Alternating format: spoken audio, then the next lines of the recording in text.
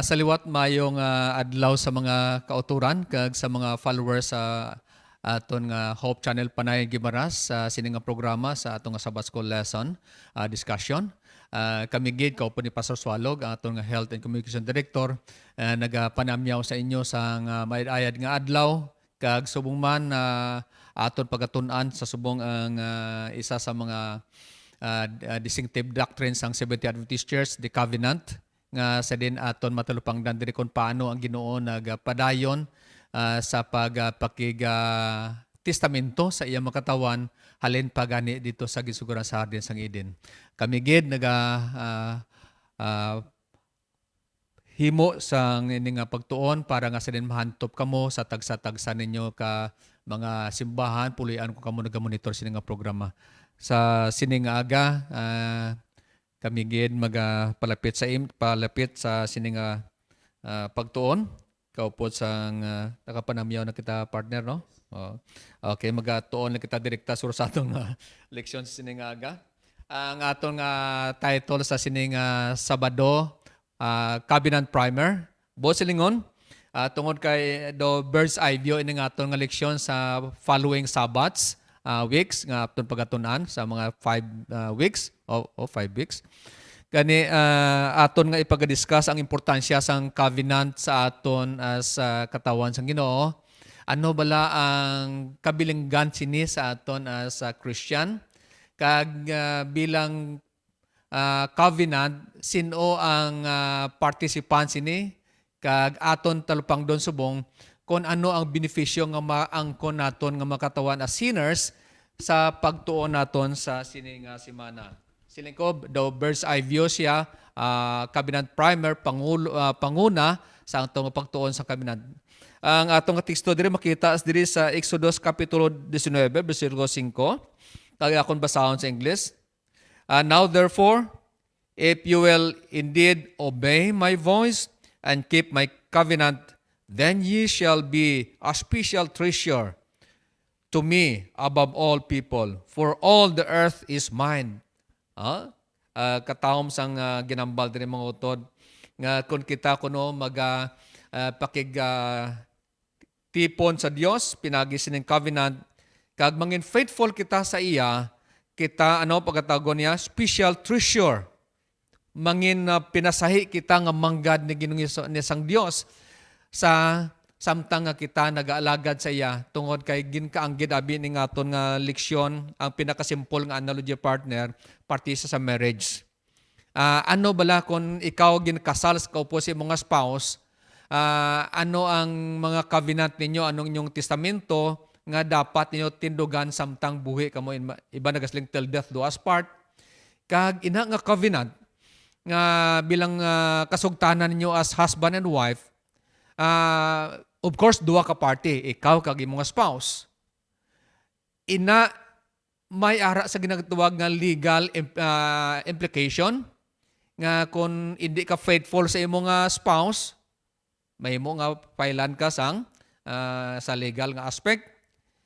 Kag ang covenant, ang relasyon sang mag-asawa, ang nagapatunga dira nga sa rin nga mangin ang faithfulness sa tunga sang asawa kag bana, naga-involve dira ang natawag nga gugma. Kung wala sing gugma, mabudlay sa isa ka spouse ang pag-keep nga mangin faithful siya sa iyang covenant. Gani, ang dapat sa both parties, ara dira ang natawag faithfulness, kag sinang faithfulness ang nagatrigger sa partner ang natawag love. Love covers all. Love lightens the burden sang mag-asawa. Kung may gugma, mahapos ang paghimo sa tanan. Gani sa atong leksyon sining Sabado, of course, ang naga-bind gisinatanan sa covenant kag sa relationship is the love. Of course, God first ang naghigugma sa aton, and we response it love nga ginapangayo man sa Ginoo sa aton. Now, ang ini nga covenant mga kauturan, nag-appear ini sa Bible 287 times, no? Diri sa Old Testament lang. Kag kung maghambal kita sa word nga covenant, Pastor Sandy, nagakaulugan ini nga testamento or ginatawag ini man sa aton nga last will, no? Kag ini ah, ginahimo ini actually that which bound two parties together daw amo ning nagabugkos ang duha ka partido, no. Kag ginagamit ini sa daw pares ini sang ginatawag nga band, no, o kon kasugtanan o isa ka higot sa duha ka partido. So hindi naman ini lipod sa aton mga kauturan. We've been studying this sa aton nga doktrina kag sa aton man nga leksyon in the previous nga lesson naton. Kag gin-state sa aton ni Pastor Sandy nga usually ang pinaka nami nga illustration sini amo ang marriage relationship, no? Nga ang nagahigot sa mag-asawa, of course, ang ilang saad, ang ilang mga testamento nga gin kasugtan sa tubangan sang Dios. So kung sa aton pa ang covenant nagakinanglan gid Pastor Sandy sang duha ka partido, hindi pwede ma-establishar ang covenant kung isa lang ka. So muna nga ang covenant ginhimo ini sa tunga sang Dios kag sa iya mga katawhan. So sa aton nga mga tinaw sang Dios, dumdumon naton nga may pagpakigsaad, no, kita nga ginhimo kag ang Dios nga ginhimo sa aton, no, kag kita may ginsaad man sa iya, ang Dios may ginsaad man. So diri makita naton ang mga basic elements sa ginatawag nga covenant. Una, God affirmed the covenant promises with an oath, no, isa ka saad gid, no, gin sumpaan gid bala, no. Kung sa aton pa, Pastor Sandy, hindi niya basta-basta ang ginatawag nga kasugtanan. Sacred oath, gani, Oo. sacred oath. Oh. Kay once nga ang kasugtanan abini sang una, daw isa ini sa panaad mo bala. Once nga nagsaad ka, sa una nga panahon, once nagsaad ka, tumanon mo gid. Kay isa na sa dako nga sala sa tubangan sang Dios nga hindi naton matuman ang aton nga mga saad. Ikaduha, covenant obligation was obedience to God's will as expressed in the 10 Commandments. So dira mahulog yapon ang gugma nga ginambal nimo kay ina, no? Gugma gihapon. And the means by which God's covenant obligation is ultimately fulfilled is through Christ and the plan of salvation. So makita naton diri una, promisa, ikaduha ang aton nga obligasyon. Ang obligasyon naton amo ang pagtuman, no? Pagtuman sang gin saad naton nga gin komiter bala. Kay balan mo ginsumpaan ta mo, no? Promise kita nga amo ni himuon naton kag bangod nga nagpromisa kita, may ara kita nga obligasyon nga aton himuon ina. Kag ina mapahayag naton paagi sa pagtuman sang napulo ka sugo, no? Kag ang ikatatlo sini ang means sang sini nga covenant amo ang plano sang kaluwasan kag paagi kay Kristo. So si Kristo ang palaagyan ba, no? Kag ang plano sang kaluwasan na plastar na. Ang kanami partner kay ang pinaka-bottom line sa nakita ko personally, my personal theology, nga after all it's God's love, God's love. Ti kon balikon naton ang kaimtangan sang aton nga kalibutan planet Earth. Kundi tungod sang gugma sa Ginoo siguro pwede lang kita matunaw sa isa lang kapaguyop sa wala ng planet Earth. Pero tungod sang gugma sang Ginoo, once nga kita siya nag-create sa kaidam kagkaid, kag pag-create niya, imagine isa sang mga creation niya pariyog sa iya nga image, kani ang gugma sang Ginoo grabe gid sa planet Earth. Kag pagkatapos nga nagpakasala si Idang pag si Eve dira na nagasugod na. Actually ang succession sang kwan sang plan of redemption gradually gin introduce ang Ginoo. At first didto siya sa kwan sa panahon ni Noah, no, didto gin-establish ang unang covenant. Right after sang pag-anaw nga sa din anong tong promisa sang Ginoo, okay, I will not send any more sang flood. Ti ano tong yado sign atong rainbow. Ti nakita nato no nga may mga pamangkot niya ti karon nagabaha man Tibo sila wala na fulfill sa Ginoo ang iyang kabinet sa kay Noah. Pero dira ma-prove naton ang atong leksyon nagadulong siya partner nga ang baha sa panahon ni Noah, it was a universal flood, pangbugo sa kalibutan, hindi kay local, hindi kay diri sa Pilipinas o kung sa Amerika o kung sa biding nga bayan sa kalibutan, gani universal flood. Nga sa then once ang Ginoo naghimo ang kabinet tabi is a promissory kag covenant in time and promissory covenant. Ang gipromisa sa Ginoo nga I will not send anymore sang baha nga magalandas ang madamo a kabuhi, gani ina natuman tungod kay nga subong ya sa ginpatiyan naton nga ang baha sa panahon ni Noah it was a universal flood, bugo sa kalibutan. Ang baha nga atong gina-experience sa subong ya is a local flood nga sa diin dira hindi nato ma-refute ang ginambal dira sa Biblia nga ang Ginoo nakigsaad sa kay Noah nga hindi na sa magpadala sang bahaliwat. Gani didto gin-establish ang unang nga kabinet pagkatapos nga ang kabinet tabi partner mayara nga nag-appreciate siya sang salvation mo. After nga gin-save niya si Noah, ang whole sa iyang family, mangin walo sila tanan, kag dira nag-establish siya sang promissory sa iyang covenant agud nga sa diin mangin hindi na mag-experience sa mental anguish ang katawan following nga masaksiding generation sa panahon ni Noah. Pakigsaad sang Pakigsaad, Dios, no? oo. Kag ina gin konfirmar niya ina paagi sa pagpadala sang atong Tong rainbow balangaw, o rainbow, balangaw. oo. Kag ang balangaw amo na ang nagapahayag sa tion gani nga maggalom kag daw maulan o kon daw may ara nga malaing nga panahon. Ina nga balangaw nagapanumdom sa aton nga hindi gid magdulong ina balik sa experience sa una nga grabe gituya ang anaw, di ba? Grabe nga baha. So sakto na pastor ang balmo nga makita naton diri nga ang ini nga pagpakigsaan nga ginhimo sang Dios sa kay Noah nagatapos gid sa kaluwasan, di ba? Kaluwasan gid ang kaluwasan kag ang promisa sang Dios nga luwason niya ang iyang mga katawan. So diri nagatudlo gyapon ini ang covenant nga ginhimo sang Dios sa kay Noah sang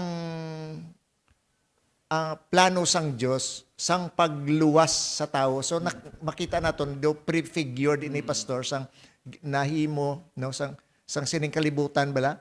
Kuni nahulog ang tao sa kalibutan, pagbangot sang sala, ginlaglag sila kag pagtapos sila gin-restore sang Dios, no? Namo na. Kag kun diri makita naton ang end sini result idulong gyapon kita sa final restoration nga wala na sing kaangay sining experiencean ang tawo sa ulihing adlaw, di ba no? Anyway, partner, sa lingkod gina, it's a cabinet primer ang atong pagtuon subong the bird's eye view sa following weeks naton. Ang detalye sini kanwe ikon mas sa estadya naton by next Okay. weeks naton. Ang atong pagtuon sini nga Sabado may apat siya. First cabinet with Noah, and then sa kay cabinet with Abraham, kay Moses, kag sa inyo covenant. Aton nga establish karon kung ano ka consistent ang Ginoo sa iyang covenant. May mga pamangkot partner nya there are many covenants. May damo nga mga covenants. Tungod sa kay damo sang covenants, nagkalain-lain bala ang mga aspeto sang covenant. Ano bala ang covenant ni Noah, covenant ni Abraham, covenant ni Moses, kag sa inyo covenant? Are they different covenants? Ang aton nga pagtuon partner sa theological nga box na to dira nakabasa ako. Gapati kitaya 100% nga ang isa nga nag-initiate sang covenant partner is no other than God himself. God himself. God himself. Kag nakigkatipan siya sa tao, sa ato nga sinners. Pagkatapos ang nagpakasala ng tao. Gani tungod ang Ginoo ang siyang nag-initiate sa covenant.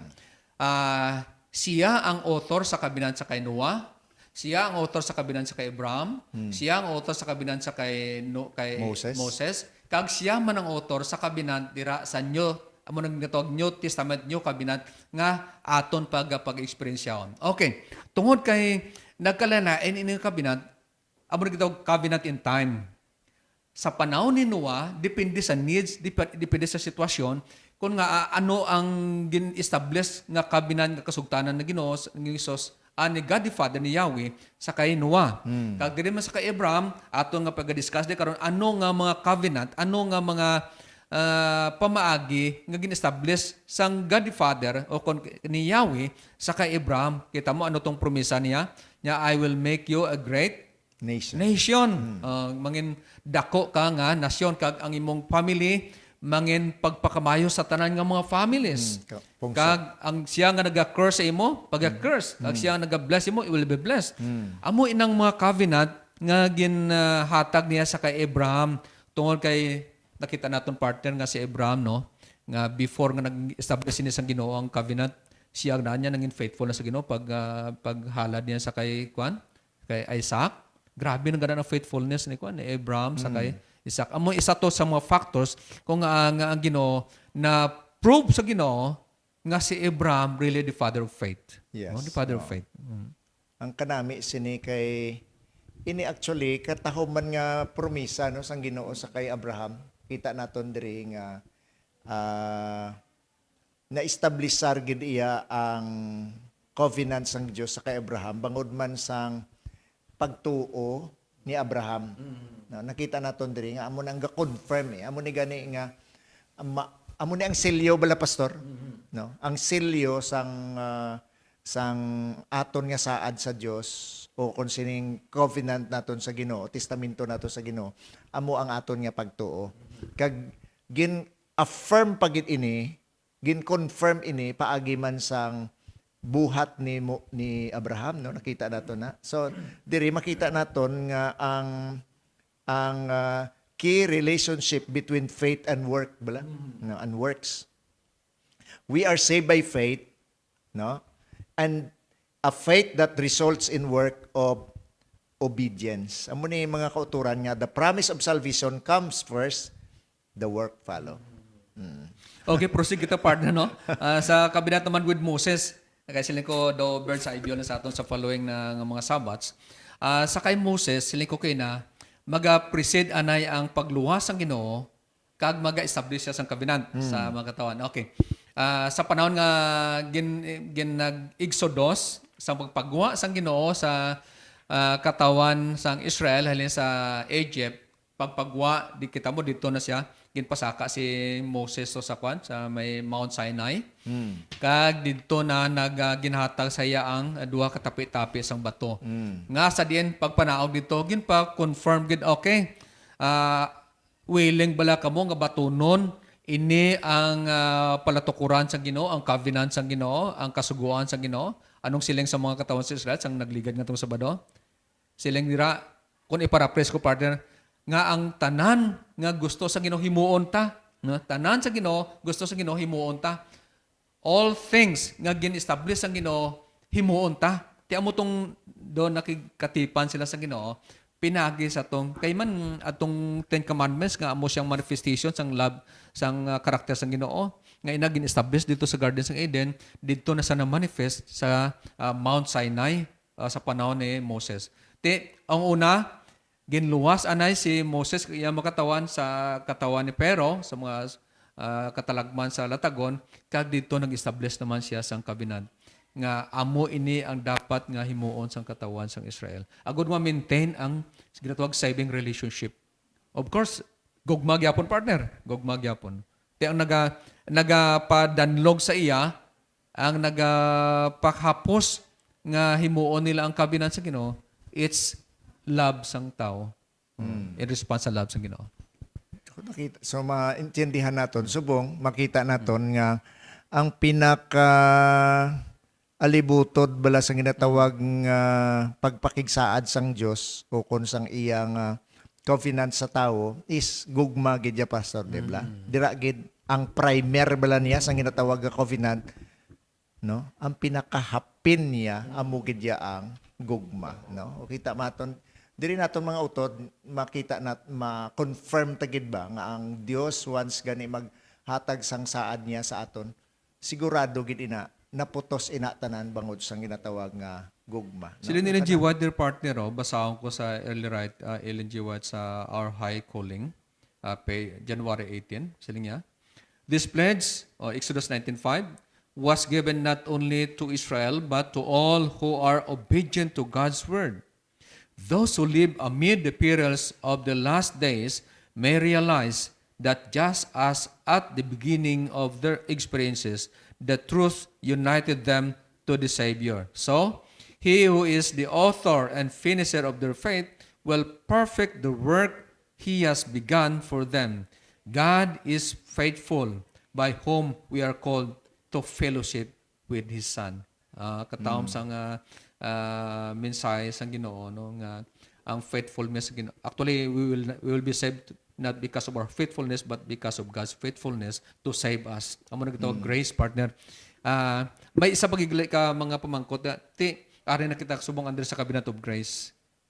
Paano naman niya ang covenant ni Noah, ni Abraham, ni Moses? Still, they are the covenant of grace. Ang grace nga sa din, tungod ang Ginoo nag-initiate sining covenant, kaluoy niya, nga hindi kita bagay kung tani nga makig-covenant sa Dios, apang tungod sa kaluoy niya, amo nagitaw grace, bugay sa Ginoo, nga ginasosol niya gyapon ang relasyon sa aton, pakig-covenant sa aton, tungod sa iyang nga gugma, nga gin-opdan dira sa iyang grace kaluoy. Kaya kayo sa na misunderstood lang kita sa madamo nga preacher's partner, nga kuno arin kita sa under sa dispensation of grace, nga sa panahon nila sa unaya by works.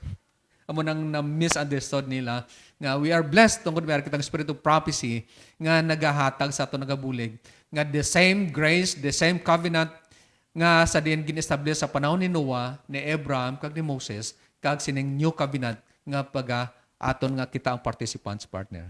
Ang ilabi na gid siniguro nga maintindihan sa mga kultura naton nga ang covenant originally ara ginaya. Ang covenant giginhatag sang Dios sa kay Moses atong 10 commandments abi. Ang ginbag-o lang sadto iya ang sistema kung paano naton masunod ang covenant. Sang una nga panahon, ang covenant nga ina, ginadala-dala sa mga Israel, layong-layungan pa nila. Mabudlay, di ba? Pero siling sang Ginoo daw mabudlay man nga sagad kamo kabakintol sina ariho ay. Ang sistema himo bag-uhon ta lang, isulat ko na lang hindi sa bato, Jeremiah kundi 31. isulat na lang ini sa sa aton tagipusoon. Amo nang hambal diri sang Ginoo sa Jeremias 31:33, but this shall be the covenant that I will make with the house of Israel after those days, saith the Lord.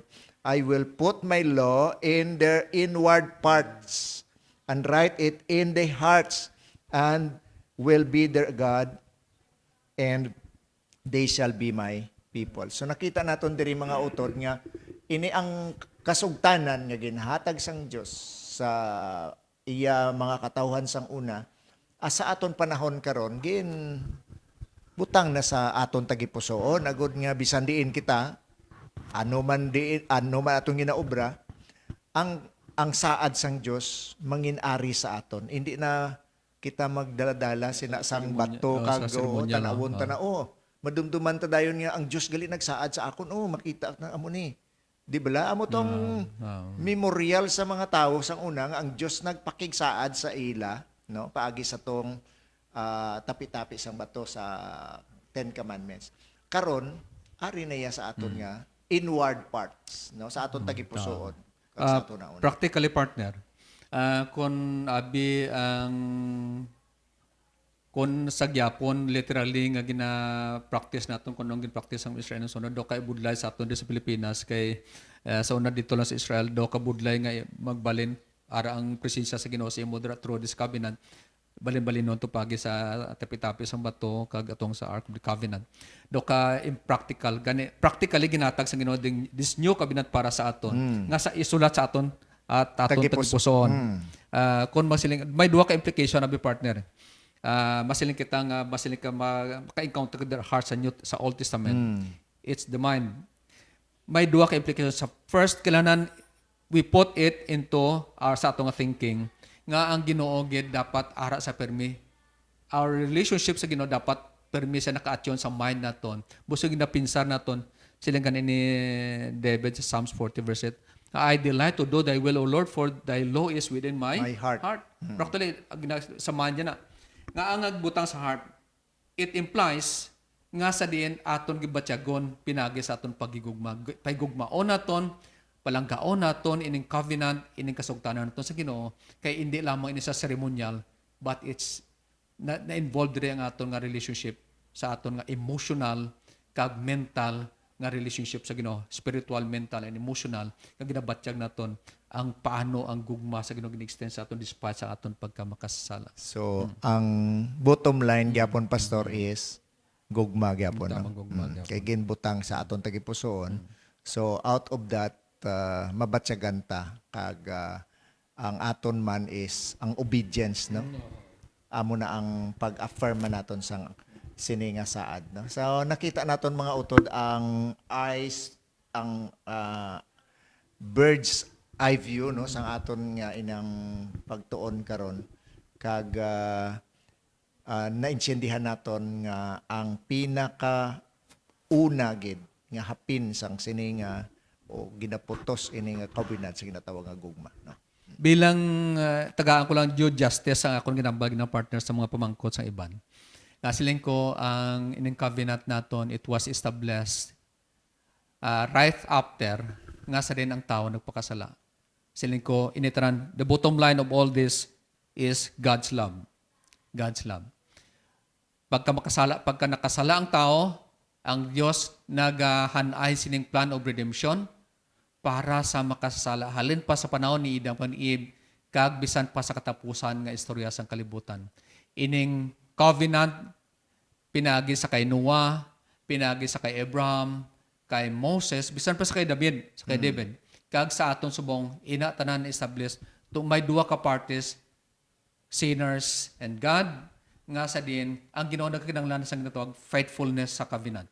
Kag inang faithfulness sa covenant, ina sige apo na trigger sa mga fueled by love, fueled by love. Ti siling ko as the analogy nga ginintroduce ko kina through marriage nga ang mag-asawa kun wala sing gugma, hindi yato makasuffice ang covenant nila. Ang covenant nila, ang kasugtanan nila sa tubang sang pastor o kumpare, ginbind tanan sang love. Kita mo mabudlay ang pag-adjust sa mga spouse kung wala sing gugma.